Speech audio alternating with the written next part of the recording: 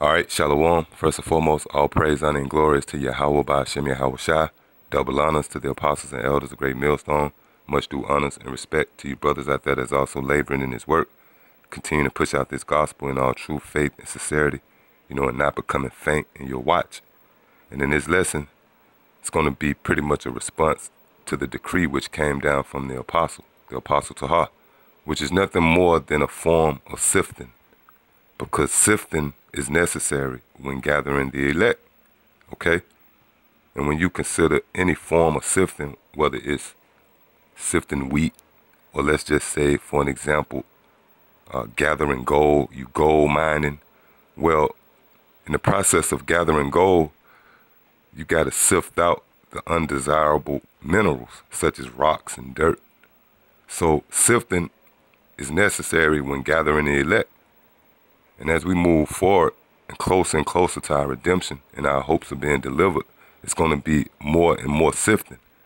And again, this decree which came down from the apostle was a form of sifting, because you got undesirables that the Most High is not dealing with. And you saw the buildup.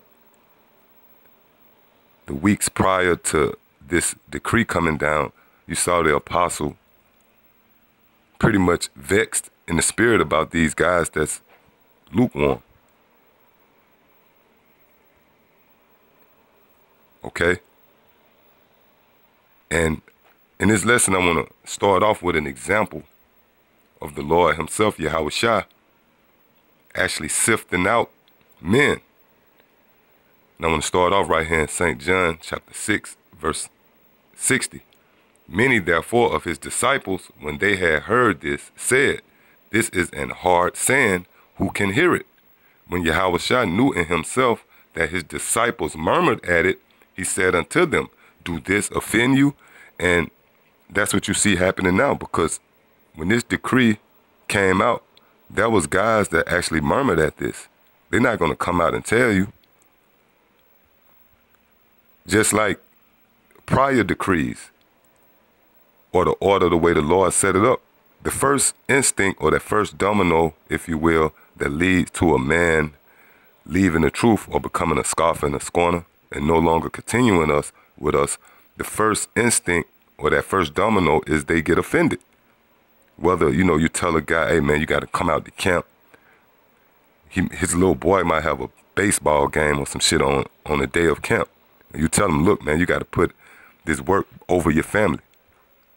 Then in their mind, they get offended, man. What this guy talking about, man? Okay? Or whether it was the rape doctrine, or when the topic came up that you must worship Yahweh Shai, when the apostle Rakah in the motorcycle jacket fiasco, guys got offended first before they you get offended, and then that leads to action. You take action. Whether you leave the camp, you no longer continue with us, or you become a scoffer and a scorner. You might go back to the Baptist church. Nevertheless, the first sign of a person falling out is they become offended. And believe you me, this decree that came out, you got guys that actually got offended.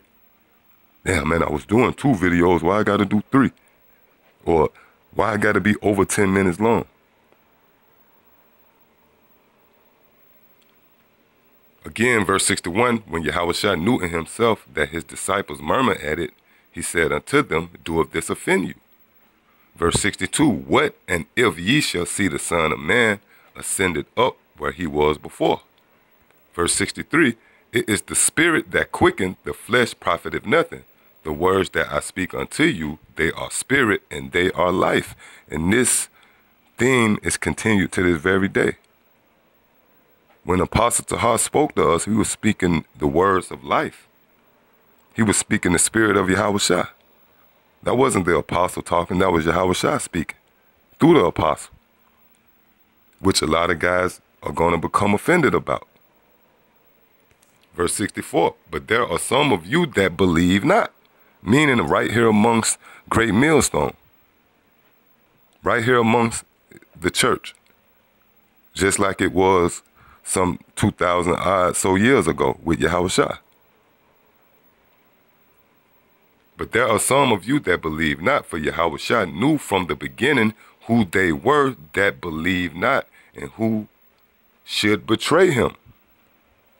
See, to betray somebody, you got to be in alliance with that person.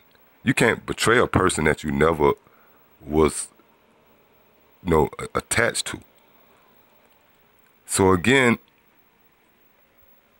sifting is necessary in gathering the elect.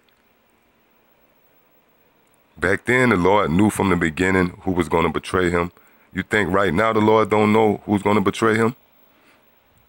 And the Lord got ways of sifting that person out, whether it be dramatic or whether it be in a subtle way. Nevertheless, the Lord is going to sift out all those men who are undesirables. And this thing is all about doing the work. So you're going to sift out the slothful guys, those who have become disenchanted. It's just like on a job. It's just like on a job. I forget the name of that show, but it was a show that came on. It might still come on where the boss, he dress up like a regular worker and he come and he sniff out the employees and see who's doing work. It's no different than in this truth. If you slothful, then the Lord is gonna put you on a hot seat. And that's what he's doing right now. That bar is being raised, so to speak, so to see who's gonna reach the standards.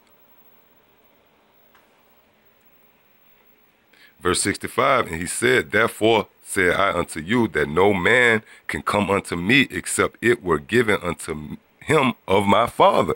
Meaning you got to be predestined. And the men that's gonna overcome this sifting will be the men who the Heavenly Father gave to Yahushua, which is the elect. You just can't come to the Lord because you want to come. You got to be built a certain way. And my thing is this: if you got to give a guy a pep talk to do the work, then they ain't a man of the Lord. It don't really take a heavy diagnosis. If you got a guy, you got to slap him over the head to do the work. Now, sometimes you have men that you got to exhort.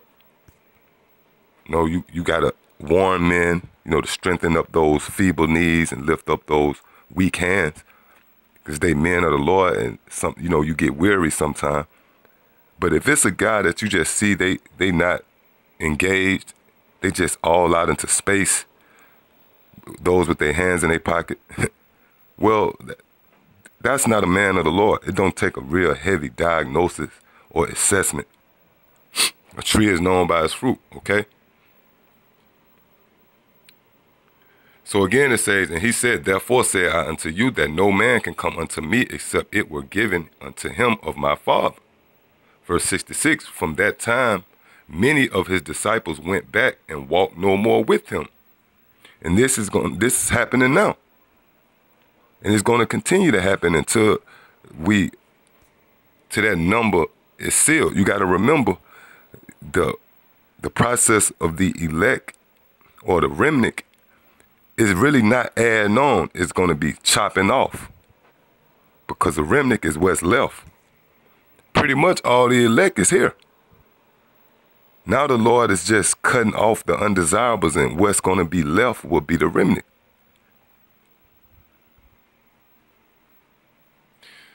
Verse 67, then said Yahushua unto the 12, will ye also go away? Then Simon Peter answered him, Lord, to whom shall we go? Thou hast the words of eternal life.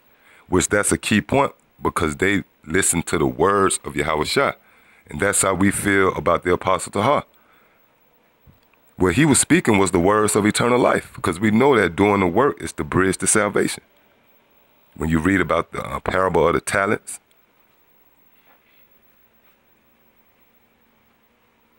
verse 69, and we believe and are sure that thou art the Hamashiach, the Son of the living power. Verse 70, Yahushua answered them, have not I chosen you 12, and one of you is a devil? And we know that this time about Judas Iscariot, but this still rings volumes today. The Lord actually chose devils today. The Lord called in the good and the bad. But now we're in the process of the Lord getting rid of the bad by sifting them out. And he used the Apostle Tahar, right? Because you're going to have men that look at the Apostle, man, it's just a man. Who are him to tell me, man, I believe in Yahweh Shah, man. You know, I was going back and forth on a coming board with some bug out, and he was coming up against the fact that the missiles, he was saying that the missiles is 200 million angels or some shit. But the name of his avatar is Apostle for Yahweh Ba'ashem Yahweh Shah or something like that. So I asked the clown, who did you learn the name from? And he said, from the Lord. See, because these guys don't get it. He don't respect the fact that men, the Lord set up men to give him that name. And that's the same thing. When the Apostle Tahar brought this decree out, you got to be spiritual and know that that's coming from Yahweh Shah. Matter of fact, this is St. John chapter 13 and verse 20. Verily, verily, I say unto you, he that receiveth whomsoever I send receiveth me. And he that receiveth me receiveth him that sent me. So that's the pecking order. If you receive the one who the Lord sent, and we all can agree that we believe that the Apostle Tahar was sent by the Lord and the apostles, and even down to your camp heads, second in commands. When these men bring out orders and decrees, you got to look at that spiritual. That's the Lord speaking to you. That's the Lord commanding, giving out commandments through his men. And this sifting process is a commandment. And it tells you that. This is Amos chapter 9 and verse 9. For lo, I will command and I will sift the house of Israel among all nations. And that decree is a commandment. Like as corn is sifted in a sieve, yet shall not the least grain fall upon the earth.